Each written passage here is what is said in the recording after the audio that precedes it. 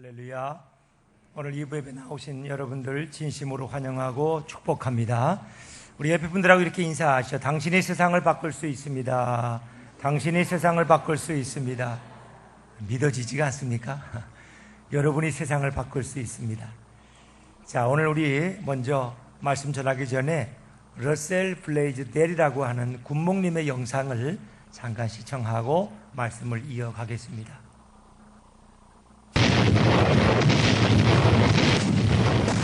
1950년 6월 북의 기습 공격이 시작되고 3일 만에 서울이 적의 수중에 떨어졌다.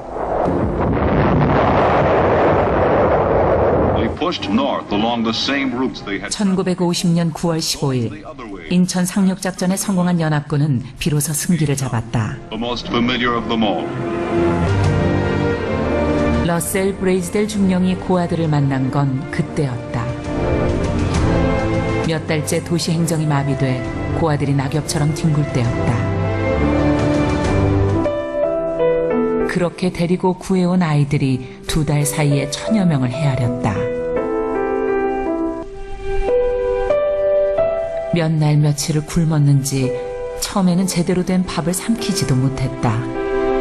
중령은 황급히 밥을 죽으로 바꿔야 했다.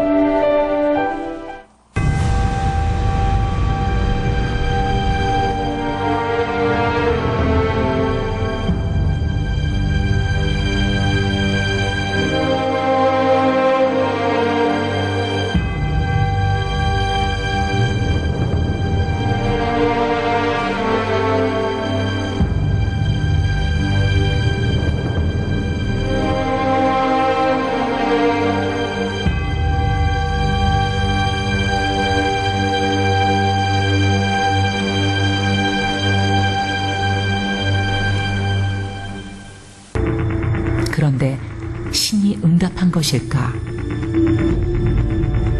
사령부 기지에서 터너 로저스 대령을 만났다. 제5공군 한국사령부에서 명령권을 가진 작전 참모를 만난 것이다. Can you have the kids over at Kimpo tomorrow morning? I said yes. Of course, I have no transportation. I have no way to do it, but I mean, I'm grasping at straws now.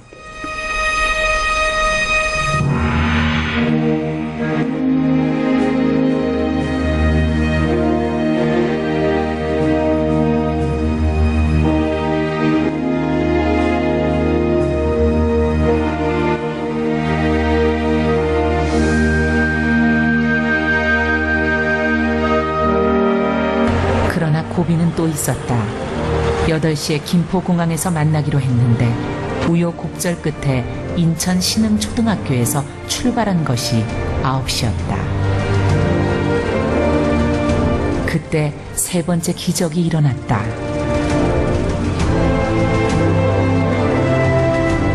공군 수송기가 브레이즈델 중령을 기다려준 것이다.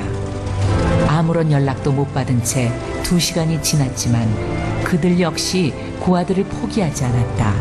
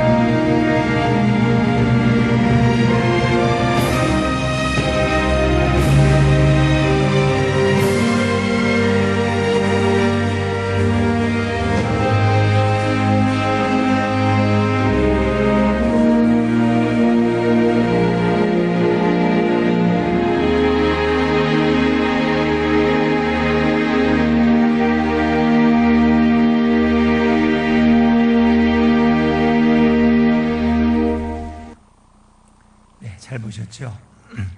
너무 감동적인 이야기 아닙니까? 1,000명의 고아들을 굶주림과 전쟁의 포연 속에서 안전한 피난처로 옮기기 위해서 그런 엄청난 손실을 감당합니다. 여러분, 군목님이 중령이지만 그런 앞으로 대령도 달 수 있고 스타도 될 수 있습니다.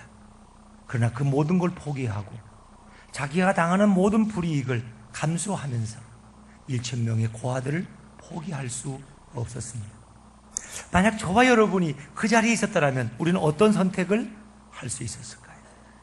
러셀 블레이즈 델 군목은 가장 좋은 선택을 했습니다. 그러기에 1,000명의 생명들이 그 위기에서 건진받을 수 있었던 것입니다. 많은 난관이 있었습니다.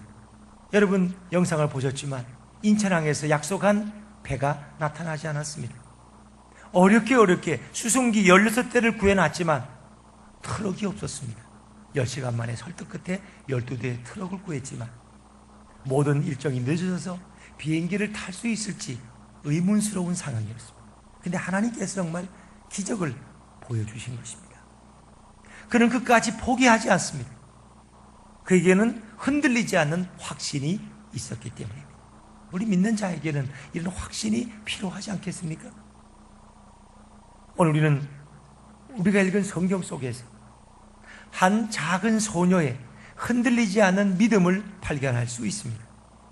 바로 그 어린 소녀도 한 나라의 운명을 바꾸는 일에 그가 귀하게 쓰임 받습니다.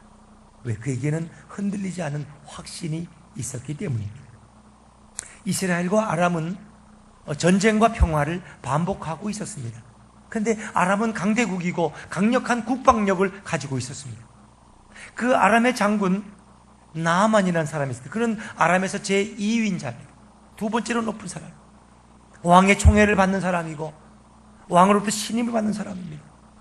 그런데 그는 나병 환자였다고. 나병 환자.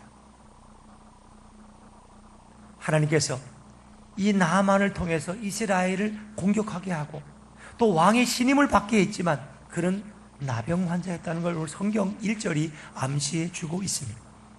그때 아람 사람들이 종종 이스라엘을 노략질했는데 아람 사람들이 때를 이루어서 이스라엘 국경을 넘어 뛰어들어가서 많은 소녀들을 잡아왔습니다.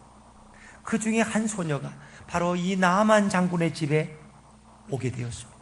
그는 거기서 식모로서 주방의 일을 돕고 설거지를 하고 빨래도 하고 심부름도 하면서 주모의 일을 돕고 있었습니다. 그런데 어느 날 이 소녀가 아주 놀라운 걸 발견했습니다. 우리의 주인 나아만 장군이 바로 나병 환자, 문둥병자라는 것입니다. 그의 옷을 빨면서 거기에 묻어있는 고름과 피를 발견했을 것이다. 아, 이 사람은 나병 환자구나. 그런데 이 소녀는 자기의 주모, 다시 말하면 나아만의 부인에게 놀라운 사실을 이야기했습니다. 우리의 주인께서 이스라엘의 선지자 앞에 계셨으면 좋겠습니다. 그러면 그 선지자가 우리 주인의 나병을 능히 고칠 것입니다. 놀라운 이야기를 했습니다. 주모는 놀라서 세상에 나병을 고친다는 얘기는 들어본 적이 없거든요. 그런 자기 남편 나아만 장군에게 이야기를 했고 나아만은 아람의 왕에게 요청을 하고 허락을 받아서 은 10달러와 금 6,000개와 호화로운 의복 10벌을 챙겨서 많은 부하들을 데리고 이스라엘로 가게 됩니다. 참으로 이 사건은 그 위에도 많은 이야기를 낳습니다.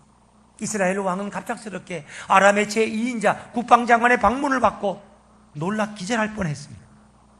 아람 왕이 보낸 친서를 보니까 많은 예물과 함께 우리 나아만 장군을 보내니까 당신이 우리 나아만 장군의 나병을 치료해서 보내주시오.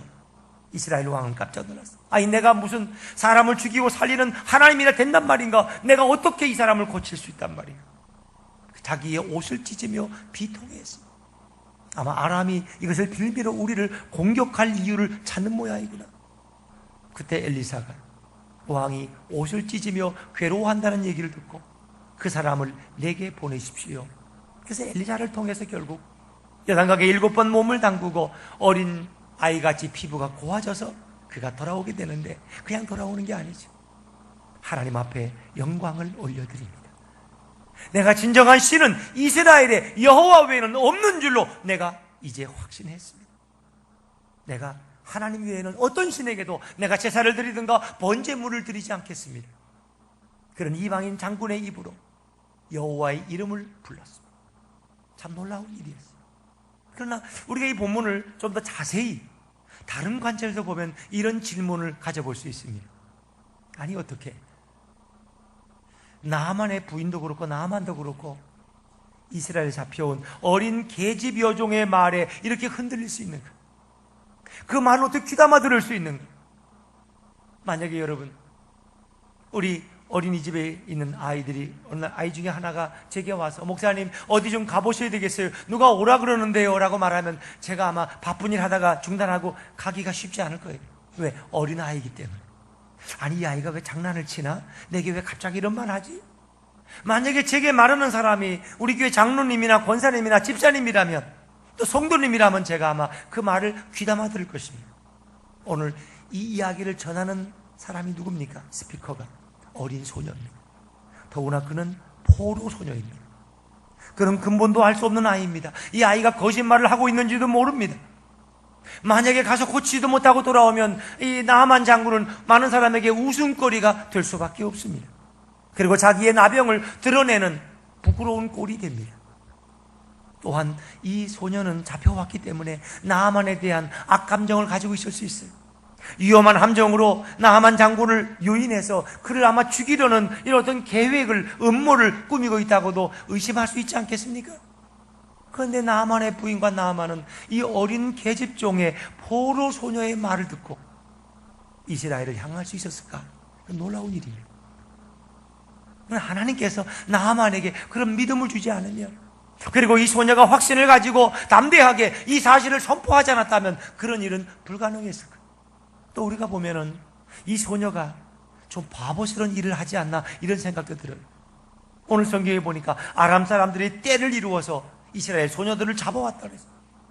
이 소녀는 어느 날 산책하다가 들에 놀러 갔다가 갑자기 아람 사람들에게 붙들려서 부모와 생이별을 당하고 그런 식모로, 종으로, 포로로 전락한 신세가 되었습니다. 내 인생을 망친 사람은 아람 사람들이고 바로 나하만 장군이야. 나는 저놈에게 복수해야 돼. 그러면 나하만이 나병 환자가 돼서 그가 그렇게 살다가 죽으면 얼마나 좋습니까? 그런데 이 소녀의 마음속에 긍휼의 마음이 생겼어. 우리 장군 나하만이, 아람 장군 나하만이 우리 이스라엘의 선지자에게 가면 그 병을 고칠 수 있을 텐데 그 어린아이의 마음속에 긍휼의 마음이 생겼어. 이 놀라운 일 아닙니까 여러분? 우리는 보통 아람이 망해야 이스라엘이 잘 되지, 나하만이 죽어야 이스라엘이 전쟁에서 이길 수 있지, 이런 생각 들지 않습니까? 사실 한 장군의 위력은 매우 중요합니다. 우리가 임진왜란의 역사 속에서 이순신이 없었다면 오늘 우리가 어떻게 됐을까요? 우리는 아무도 예측할 수 없어. 지금 대한민국이 오늘의 대한민국으로 존재할 수 있었을까? 만약 이순신이라는 장군이 없었고 거북선이 없었다면 마찬가지. 나하만 장군이 없었다면 아람의 운명은 알 수가 없는 거예요. 그럼 이스라엘은 엄청나게 유리한 위치에 설 수 있는데 왜 바보스럽게 적국의 장군을 나병에서 치료받는 길을 이 아이는 제시하고 있을까? 자, 이런 여러 가지 정황에도 불구하고 하나님께서는 이 아이의 마음속에 믿음을 주셨어요. 그리고 이 아이의 한마디의 말을 통해서 하나님이 영광 받으신 일을 계획하고 계시다는 것입니다. 우리가 성경을 자세히 보면 전에 이런 말이 몇 번 반복됩니다. 우리 오늘 1절, 2절을 다시 한번 좀 주의해서 읽어볼까요? 1절, 2절입니다. 시작.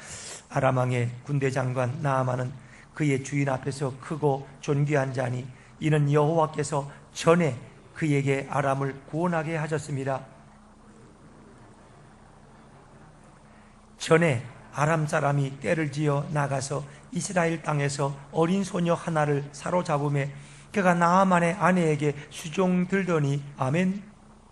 여기 보니까 여호와께서 전에 이 나하만을 통해서 그 나라에 공을 세우도록 하나님이 역사하셨다는 것입니다. 그건 뭔가 나하만을 향한 하나님의 계획이 있다는 거예요. 또 2절에 보니까 전에 아람 사람이 떼를 이룰 때 한 소녀를 잡아와서 주모에게 수종 들게 했다. 여기는 하나님의 어떤 섭리와 계획이 있음을 전해라는 말로 표현하고 있지 않습니까? 바로 하나님께서는 뭔가 분명한 계획이 있었어요. 이 소녀와 나아만 장군을 통해서 하나님 앞에 영광을 올리기 위한 계획을 가지고 이 일을 진행하고 계셨다는 것입니다. 그래서 많은 소녀들이 잡혀왔지만 특별히 이 소녀는 나아만 장군의 집에 배속이 돼서 그 집에서 식모살이를 했든지 종으로서 섬기고 있었다, 수종들었더라. 그런데 어느 날 이 소녀는 우리 주인 나아만 장군이 나병 환자임을 발견하게 되었습니다. 보통 같으면 이스라엘에서 나병은 역병이고 이건 천형이고 고칠 수 없는 저주받은 병인데, 아이고 내가 저기 옷가지에 손도 대지 말아야지, 내가 병 걸리면 큰일 나지 하고 도망을 쳤을지도 모르는데 이 아이는 그렇게 하지 않습니다. 나병 환자에 대한 긍휼의 마음을 갖습니다. 이스라엘은 위대한 선지자 엘리사에게 가면 그 병을 고칠 수 있는데, 엘리사의 하나님은 능히 이 병을 치료하실 수 있는데 그 믿음이 생겨나는. 그리고 이 소녀는 자기의 주모에게 확신 있게 이야기합니다. 사마리아에 있는 선지자 앞에 서면은 우리 주인의 나병을 능히 고칠 것입니다. 확신해서 말합니다. 만약에 그 소녀가 혹시 말이에요, 제 생각인데 사마리아에 있는 엘리사 선지자에게 가면 혹시 고칠 수도 있고 안 고칠 수도 있을 거예요, 이렇게 말했다면 아무도 귀담아 듣지 않을 거예요. 그러나 우리 이스라엘의 선지자에게 하면 반드시 고칠 것입니다. 확신, 믿음이 있었어요. 그렇기 때문에 그 믿음의 말이 나아만의 마음을 움직일 수 있었다는 것입니다. 여러분, 나아만 한 사람이 움직이기 위해서, 국방장관이 움직이기 위해서 왕의 허락을 받아야 되고 수많은 병사들이 동행해야 됩니다. 그리고 이건 이스라엘과 아람 간의 아주 중대한 외교적인 문제로 비화될 수 있습니다. 오죽했으면 이스라엘 왕은 이제 우리는 죽었다 옷을 찢으면서 비통해할 정도로 심각한 일입니다. 그 심각한 일이 한 소녀의 말 한마디 시작되는 게 여러분 믿어지십니까? 우리가 이 성경을 조금 더 한번 다른 관점에서 보자는 것입니다. 이 소녀는 그렇게 말했겠지 뭐, 그러니까 갔겠지 뭐, 치료받았겠지 뭐, 그 얘기가 아닙니다. 이런 일이 있기까지 그 과정을 한번 여러분 생각해 보세요. 이건 결코 쉬운 일이 아닙니다. 우리가 누군가에게 던지는 말 한마디가 그 사람의 인생 아니면 한 나라의 인생을 바꿀 수 있다는 걸 오늘 성경이 우리에게 보여주고 있는 것입니다. 하나님께서는 이 작은 계집 소녀, 포로 소녀를 통해서 하나님이 영광 받기를 원하신 줄로 믿습니다. 하나님은 어린 소녀의 그 말을 통해서 나아만 장군을 움직이고 그리고 아람 왕을 움직이고 이스라엘 전체에 엘리사라는 위대한 선지자를 드러내는 것입니다. 사실은 그 당시에 아람 왕은 베나닷 1세였고 북이스라엘의 왕은 아합 이후에 여호람 왕이었습니다. 그러나 여호람 왕은 하나님이 그렇게 위대한 분인 줄 몰라요. 왜? 자기 조상 아합 왕이 우상 숭배했기 때문에 하나님이 누구신지 몰라요. 또한 우리나라에 이렇게 사마리아에 엘리사같이 위대한 선지자가 있다는 걸 그가 몰라요. 그러니까 옷을 찢으면서 괴로워하잖아요. 왕에게는 믿음이 없었습니다. 수많은 이스라엘 사람들에게는 하나님에 대한 믿음이 없었어요. 오히려 이 어린 계집 소년, 사마리아에 계신 우리 하나님의 선지자 엘리사는 능히 이 일을 행할 수 있다는 믿음과 확신이 있었던 거예요. 그 믿음과 확신을 주신 분이 누구예요? 하나님이시죠. 하나님이 소녀의 마음속에 뜨거운 믿음을 주셨고 열정을 주셔서 그로 하여금 그가 주모에게 그 놀라운 사실을 증언하게 하셨다는 것입니다. 결국 이 이야기의 결론은 무엇입니까? 이 일을 통해서 하나님이 영광을 받으시는 줄로 믿으시기 바랍니다. 하나님이 영광을 받으시는, 어린 소녀의 말을 통해서 하나님이 영광을 받으시는. 여러분, 하나님이 우리 인간을 처음 창조하실 때 어떤 목적을 가지고 창조하셨겠습니까? 하나님은 우리를 통해서 영광 받으시기를 원하십니다. 그래서 우리 찬양이 귀한 거예요. 찬양은 하나님 앞에 영광을 올려드리는 거거든요. 우리가 우리의 삶이 하나님 앞에 영광이 되어야 돼요. 그것이 우리가 존재하는 목적이에요. 고린도전서 10장에 보면 너희가 먹든지 마시든지 무엇을 하든지 하나님의 영광을 위하여 하라. 영광을 위하여. 정말 나의 삶이 하나님의 영광을 위해 살아가고 있을까? 하나님은 이런 목적 때문에 인간을 창조하셨어요. 그런데 아담과 하와가 하나님이 금하신 선악과를 따먹는 순간 그들에게 죄가 들어오고 인간은 이기적인 탐욕에 빠져버렸어요. 자기 영광만을 도모하게 됐어요. 하나님의 영광이 아니라 내 영광을 드러내는 존재가 됐어요. 이기적인 욕심, 이기주의, 탐욕에 빠져버렸어요. 내가 잘 먹고 내가 잘 살고 내가 인정받고 내가 사람들에게 존경받고 그것이 인간의 목적이 되어버렸어요. 그래서 우리는 뭘 하면 자꾸 드러내지 않습니까? 하나님이 하셨다고 말하기보다는 내가 했다고, 내가 이렇게 똑똑한 사람이라고, 내가 이렇게 잘난 사람이라고, 나를 좀 존경해달라고. 우린 주로 이렇게 자기 영광을 돌리지 않습니까? 그리고 인정해주지 않으면 삐지고 또 상처를 받는. 여러분, 하나님이 만드신 목적은 하나님께 영광을 돌리는 것인데 범죄한 인간들은 내가 영광 받기를 원했다는 것입니다. 하나님은 원래의 본질에서 벗어난 인간을 불쌍히 여기십니다. 그리고 예수님을 이 땅에 보내셔서 그 예수님의 삶을 통해서 우리 인간이 살아야 될 모습이 어떤 모습인가를 보여주셨어요. 예수님이 이 땅에 오셔서 자기 영광을 위해서 아무것도 하지 않으셨어요. 그분은 고난받고 모욕과 멸시를 당하지만 그 모든 것은 하나님의 영광을 위해서 행하셨다는 거죠. 우리로 하여금 예수님의 이 땅에 오신 3년간의 공생애를 통해서 하나님께 영광 돌리는 삶이 어떤 것인가를 우리는 발견하게 됩니다. 내가 돈을 벌어도 하나님의 영광을 위해서 본다면 그 의미가 다르지 않겠습니까? 하나님, 제가 건강해야 돼요. 왜? 하나님 일 해야 되니까. 하나님, 제게 물질의 축복 주세요. 선교사님들 선교원금 드려야 되니까. 하나님, 제가 직장에서 인정받는 일꾼 되게 해주세요. 제가 그리스도인이 하나님의 영광 가리우면 안 되니까. 적어도 우리가 먹든지 일을 하든지 돈을 벌든지 사업을 하든지 사람을 만나든지 하나님께 영광을 돌릴 수 있다면 하나님이 얼마나 기뻐하실까요? 그러나 하나님에 대한 생각은 없이, 그래서 나 한 사람 잘 먹고 잘 살고 인정받고 인기 있고 내 과시하는 것으로 내 인생이 끝난다면 얼마나 불행한 삶일까요? 그렇습니다. 하나님 인간을 창조하신 목적은 당신이 영광 받기를 원하는 것입니다. 여러분, 우리가 좋은 소식을 전하는 것, 전도란 바로 그것입니다. 하나님이 영광 받으시기 위해서 우리는 복된 소식을 전하는 것이 바로 전도다 하는 것입니다. 어느 어린 소녀가 자기의 주모에게 이스라엘에 가면, 선지자에게 가면 당신의 병이 나음받을 수 있습니다. 고침받을 수 있습니다. 그것이 바로 굿뉴스, 복음인 것입니다. 전도는 좋은 소식을 전하는 것입니다. 불행한 사람들에게 당신이 예수님을 믿으면 행복해질 수 있습니다. 병든 사람에게 당신이 예수님을 믿으면 치료받을 수 있습니다. 이 땅의 삶에서만이 아니라 영원한 천국의 주인공이 될 수 있습니다. 여러분, 우리는 예수님을 전하는 것이 바로 전도다.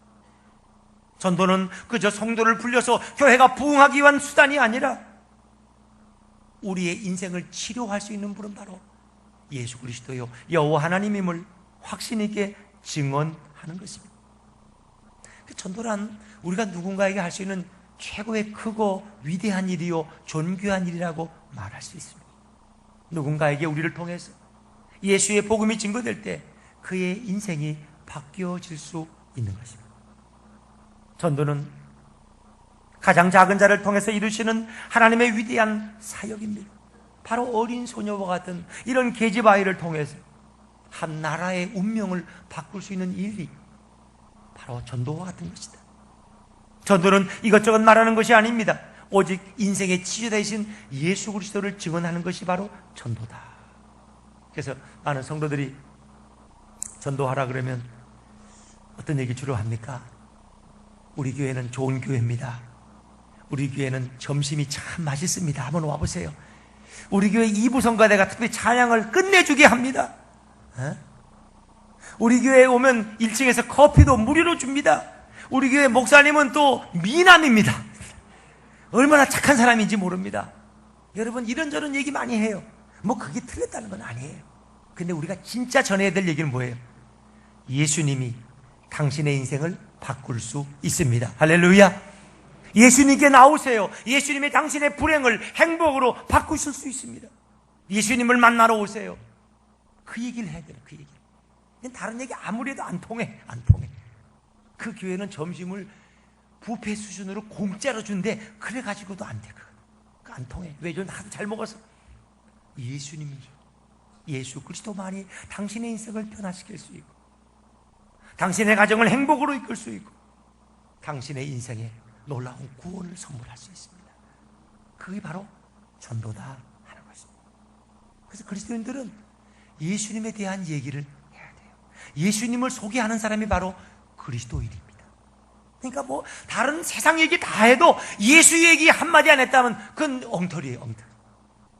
누구를 만났는데 하루 이틀을 같이 있으면서 예수님 얘기를 한 번도 해본 적이 없어. 그건 좀 생각을 해봐야 돼요. 여러분, 오늘 이 작은 소녀, 이 어린 계집종이 두렵고 떨리는 마음으로 하나님이 주시는 그 확신을 가지고 이스라엘에 가면, 사마리아에 계신 우리 선지자에게 가면 이 병을 고칠 수 있습니다라고 증언했을 때 하나님은 얼마나 기뻐하셨을까. 그리고 하나님께서는 이 소녀에게 은혜를 부어주지 않습니까? 이 소녀의 말을 전해 들은 나아만은 이제 사마리아에 가서 엘리사를 만나죠. 이스라엘 왕에게 갔더니 이스라엘 왕이 내가 무슨 수로 고치느냐. 엘리사에게 갔더니 엘리사가 방법을 이야기해 주었어요. 그가 고침받고 건강을 회복하고 돌아왔을 때 여러분, 이 작은 계집종을 어떻게 대했을 것 같아요? 만약에 저와 여러분이 이런 나병과 같은 병에 있다가 이런 계집아이를 통해서 말을 듣고 갔더니 정말 내가 죽을 뻔해서 건진받았다. 그러면 이 아이를 그때부터 어떻게 대할 것 같아요? 어떻게 대할 것 같아요? 계속 설거지에 그저 설거지나 하고 빨래나 시키고 그렇게 식모로 시킬 것 같아요? 아닙니다. 예, 이제는 저 아이는 일도 시키지 말아라. 저 아이는 내 생명의 은인이야. 이 아이는 가장 좋은 옷을 입히고 학교에도 보내고, 이 아이는 이제 내 딸이야. 내 양녀로 삼겠다. 아마 그 집에 딸이 없으면 자기 딸로 삼겠죠. 아마 아들들이 있다면 자기 며느리로 삼았을지도 몰라요. 왜? 내 생명의 은인이니까. 아니면 그를 좋은 교수로 키워서 아람의 아마 명문 가족의 아들과 결혼을 시켜서 정말 행복한 삶을 살아가도록 아마 이 나아만이 그렇게 배려하지 않았겠습니까? 정말 이 작은 소년, 그의 입을 열어서 믿음으로 말한 그 결과가 엄청난 축복으로 다가온 것입니다. 그것만이 아닙니다. 나아만은 하나님을 고백하는 사람이 되었습니다. 내 나병을 고친 분은 바로 여호와 하나님이라고, 그러나 아마 가는 곳마다 증언하게 되었을 것입니다. 우상에게 절하지 아니하고 나는 오직 여호와 하나님께만 예배하는 사람이 되겠다고 그는 엘리사 앞에서 다짐하고 또 다짐했습니다. 우리 그의 고백을 한번 성경에서 읽어볼까요? 열왕기하 5장 15절과 17절 말씀 우리 자막에 같이 읽죠. 같이 읽습니다. 시작. 나아만이 모든 군대와 함께 하나님의 사람에게로 돌아와서 그의 앞에 서서 이르되 내가 이제 이스라엘 외에는 온 천하에 신이 없는 줄을 아나이다. 청하건대 당신의 종에게서 예물을 받으소서 하니, 나하만이 이르되 그러면 청하건대 노새 2마리의 실을 흙을 당신의 종에게 주소서. 이제부터는 종이 번제물과 다른 희생제사를 여호와 외 다른 신에게는 드리지 아니하고 다만 여호와께 드리겠나이다. 여러분, 이 일로 하나님이 영광을 받으시는 거예요. 온 그 인근 나라에 여호와만이 진정한 신임을 선포하는 거예요. 하나님의 위대한 종 엘리사라는 사람이 내 나병을 고쳤다고 그는 가는 곳마다 아마 간증했을 것입니다. 하나님을 드러내고 온 천하에 이스라엘 여호와가 진정한 신임을 그는 많은 곳에 알릴 수가 있었습니다. 여러분, 전도는 아마 이 일로 인해서 이스라엘과 아람은 전쟁이 중단됐을 거예요. 그리고 오랫동안의 평화의 시기를 맞이할 수 있었을 거예요.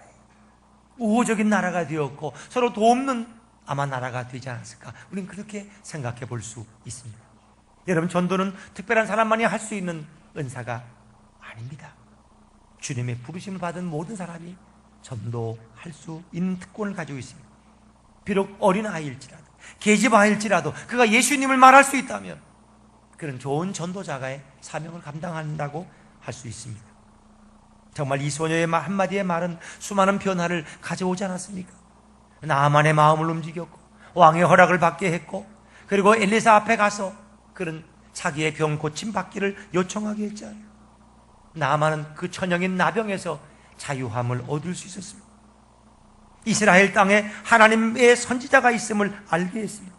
이스라엘 사람들도 몰랐던 이 엘리사라는 위대한 인물을 온 세상에 증거한 사람이 바로 이 작은 소녀였습니다.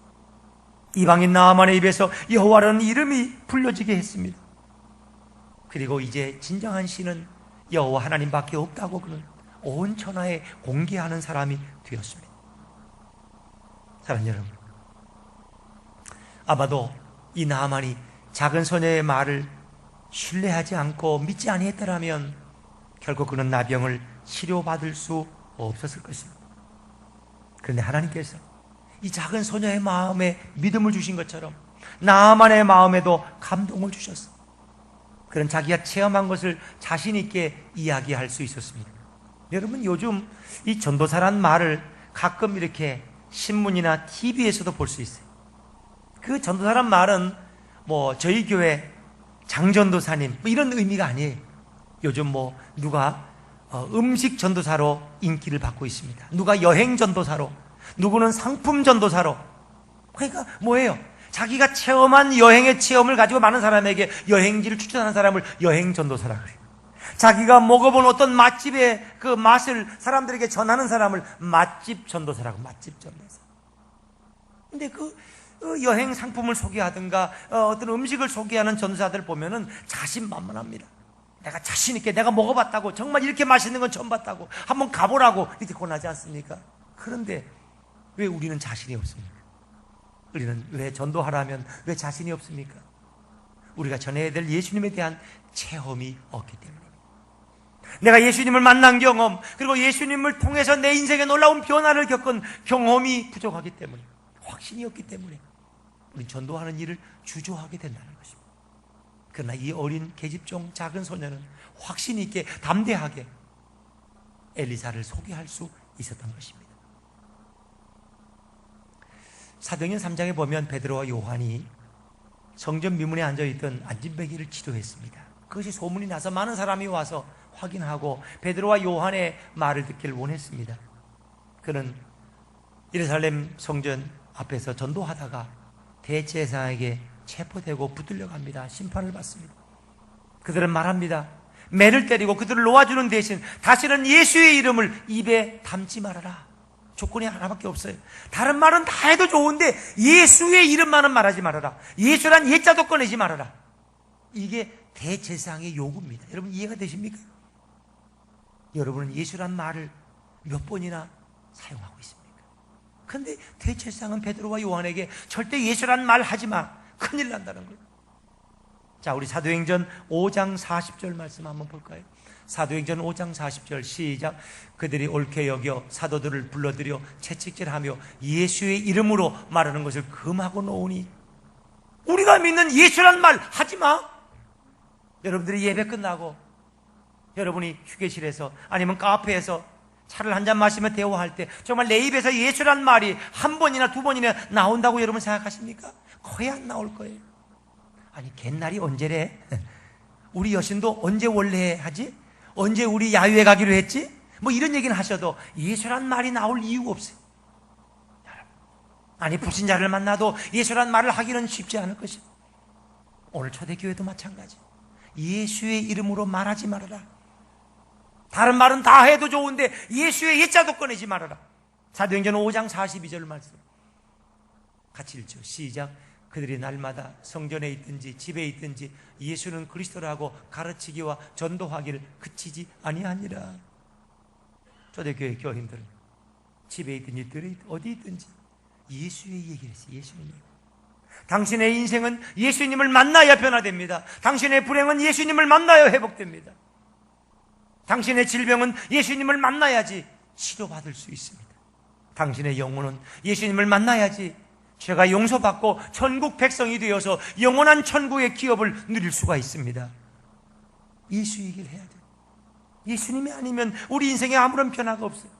예수님은 알지 못한 사람이 여기 10년, 20년을 아무리 자리를 채운들 하나님과 무슨 상관이 있단 말입니까? 여러분, 우리가 오늘 본문을 마지막으로 마무리하면서 조금 다른 관점에서 보면은 이 작은 소녀, 이 어린 소녀는 하나님이 아람에 파송한 선교사입니다. 선교사. 특히 나아만의 집에 파송한 선교사예요. 왜? 예수에 대해서 증언했기 때문에. 하나님의 종 선지자에 대해서 그가 이야기했기 때문에. 그는 바로 하나님의 선교사다. 그는 가장 가까이 있는 사람에게 그가 믿고 있는 하나님에 대한 이야기를 나눴습니다. 그리고 그것이 그 가정에 놀라운 변화를 가져오지 않습니까? 우리가 오늘 일하는 직장, 우리가 오늘 만나는 사람들, 내가 살아가는 삶의 현장, 그것이 바로 우리의 선교지입니다. 여러분은 여러분의 일터에서 선교사의 사명을 감당하고 있는 여러분들은 다시 한번 인사하세요. 당신은 선교사입니다. 시작. 당신은 선교사입니다. 여러분은 가정의 선교사, 직장의 선교사, 일터의 선교사입니다. 여러분, 멀리 있는 사람에게 복음 전하는 게 아니에요. 가장 옆에 있는 사람, 어린 소녀도 주방에서 만나는 자기의 주모에게 그 놀라운 사실을 이야기한 것입니다. 우리 가족에게, 우리의 이웃에게, 직장 동료에게, 내가 늘 만나는 사람들에게 예수에 대해 증언할 수 있다면 하나님이 얼마나 기뻐하실까요? 하나님이. 어떤 집사님이 예수님 믿는 사장이었답니다. 근데 전도를 해본 적이 없어요. 내가 전도에 도전을 받고 내가 전도해야 되겠다 생각하고 누구에게 전도할까 보니까 아침에 사무실 출근했는데 제일 먼저 문을 열고 들어오는 자기 비서가 생각나더라고요. 비서에게 처음 전도해요. 그때 그 비서가 그래요. 저는 사장님이, 제가 사장님을 섬긴 지가 15년 됐는데 저에게 예수 믿으라고 처음 말씀하셨네요. 왜 저에게는 전도도 안 하시나 늘 이렇게 이상하게 생각했어요. 그래서 예수 믿겠다고. 지난 주일에 저에게 와서 간증하셨던 김인호 장로님, 천안 검찰지청장으로 그가 임명을 받고 처음 천안으로 떠날 때 자기를 데리러 온 김기사, 김주임이라는 분이 있어요. 이분이 자기를 태우고 운전하고 하는데 자기가 그 가는 동안에 처음 전도했대. 전도. 그 사람 김기사를 전도했어요. 그 최초의 전도예요. 그때부터 전도해 가속도가 붙기 시작했다. 가장 가까이 있는 사람에게 예수를 증거하는 것입니다. 우리가 전도하라면 부담이, 내가 예수 전하고 여기 갖다 앉히고 뭐 정착을 시키고 이러니까 여러분들이 전도를 부담스러워해요. 여러분, 전도는 그런 게 아니에요. 예수에 대해서 말해주는 것입니다. 예수님이 누구신지. 당신의 인생은 예수님을 만나면 변화될 수 있습니다. 새로워질 수 있습니다. 치유받을 수 있습니다. 회복될 수 있습니다. 이게 바로 전도고 복음의 소식을 전하는 것입니다. 여러분의 입술이 예수님을 증언하고 예수님을 소개하는 아름다운 입술 되시기를 주 이름으로 축원합니다. 축원합니다. 우리 말씀 생각하면서 함께 찬양하시겠습니다. 세상 모든 민족이 구원을 얻기까지 쉬지 않으시는 하나님, 우리 말씀 생각하면서 찬양하시겠습니다.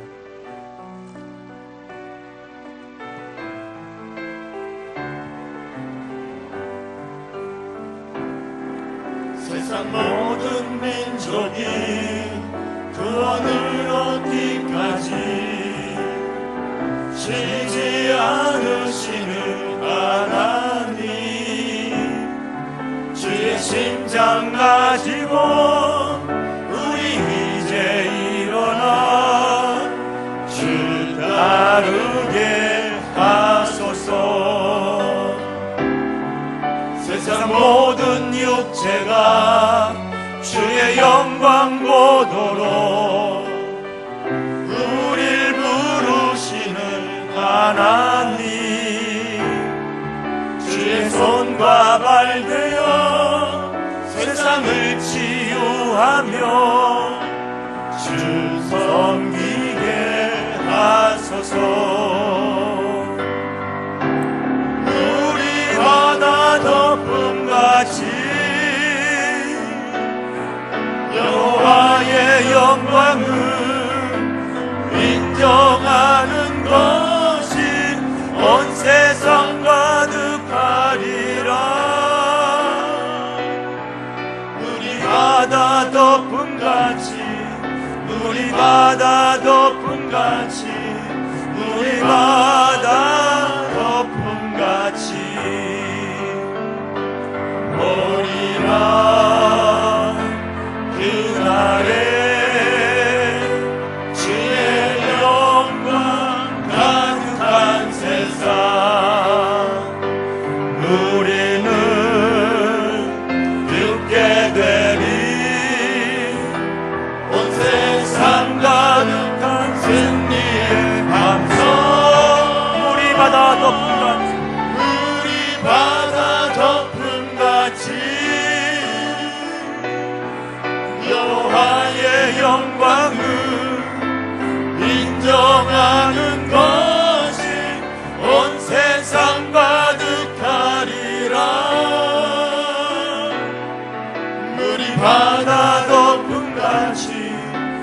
바다 덮음같이 우리 바다 덮음같이. 우리 시간 함께 통성으로 기도합니다.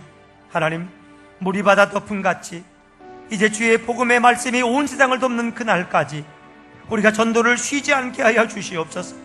확신 없이 흔들리곤 했던 저희들의 불신앙을 고백하오니 용서해 주십시오. 오직 예수님만 자랑하고 예수님만 증거하는 전도자들이 되게 해 주십시오. 6월 19일 VIP 초청잔치를 통해서 참으로 나 한 사람도 한 영혼을 주님께로 이끌 수 있는 은혜를 부어 주시옵소서. 우리 함께 통성으로 같이 기도하겠습니다.